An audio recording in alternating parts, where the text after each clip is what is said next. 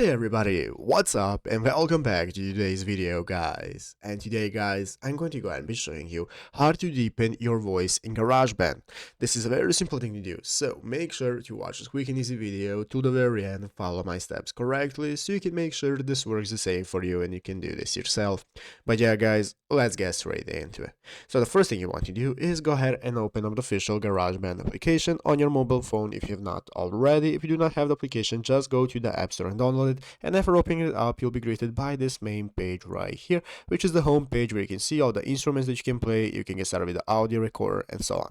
So let's go ahead and see how we can get started with deepening our voice. The first thing I'm going to do is go ahead and open up the audio recorder option right here. This is going to open up this new recording menu where I can find all the settings and options that I can access. I can get started with recording by clicking the big red circle at the top of the screen. So let's go ahead and start recording right here by clicking the circle. After that you can go ahead and stop it, and now we can get the effects that we can add right here.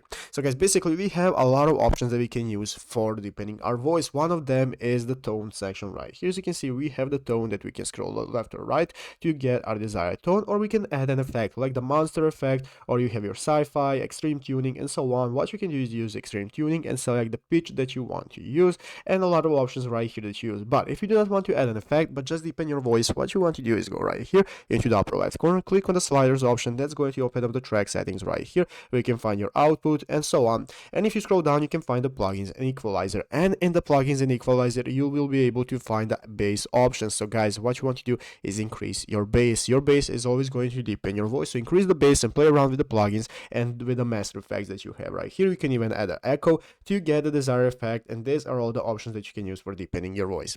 But yeah guys, basically that is how to do it. So I hope this video was helpful. If it was, make sure to leave a like, subscribe to the channel. So you guys, thanks for watching, take care, and bye.